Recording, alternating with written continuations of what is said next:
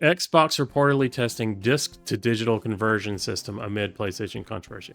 The angle that people aren't considering. So yes, there's video game preservation and all that sort of thing, but the story about disc to digital, sometimes it can be kind of a pain when you put it into disc. Have to find the disc, put it in. But as I was saying earlier, it can get scratched and get damaged. There's disc rot. Seems like a value add service too. It's like, oh, we'll let you buy convert your disc into a digital copy without having to rebuy the game. Microsoft thumbing their nose at Sony, saying, oh, you're going to end physical disc support? Well, look how great we are.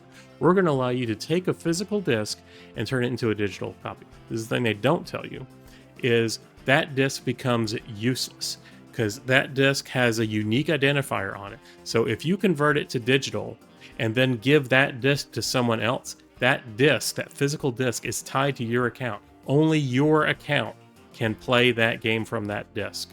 And that's what they're not telling you. This digital only works on Xbox One and Series S and X and above. It doesn't work on original Xbox games and Xbox 360 games. And that's probably because there's probably not a way to uniquely identify those discs. It's not that Microsoft is being nice, it's that they can't find a way to screw you. And that's why they're saying Xbox One and Xbox 360, it doesn't apply to those. But the whole disc to digital conversion, your disc becomes useless. It's not like you can take that disc and then sell it to GameStop or give it to your friend. It's tied to your account forever. The disc is useless once you convert to digital. It's not mentioned in this press release, but I would imagine that, but I would think that in the future, when you put it in a disc, they're going to make you get a digital, convert it to digital. So they're going to lock you into an ecosystem. That's the thing. It's great. It seems like a good value add. Digital games do have their advantages.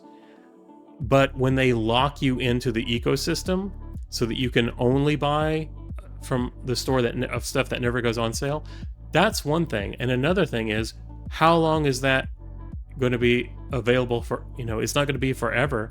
Is Xbox going to have compatibility for forever? As I mentioned in the last podcast, the employee who garnered goodwill amongst gamers by doing the backwards compatibility program with Xbox, he's no longer with the company. So who knows if the next Xbox is going to be backwards compatible? And if everything's an Xbox, as they're saying, are you going to be able to play Xbox 360 games? If there's like Dead Rising, for example, that was an Xbox 360 title. It's also on the PC. Can you play it on PC if it's in your account? And will that be ripped away? There can be some fun indie games that you can't play anymore. Maybe 20 years from now. Like I looked on Steam. It's like there is a game, Unreal, the original Unreal. You can't get it on Steam anymore. If you bought it, you can still play it, but it's not available in the store due to licensing or whatever. So those are things that really happen. They can rip things away from you.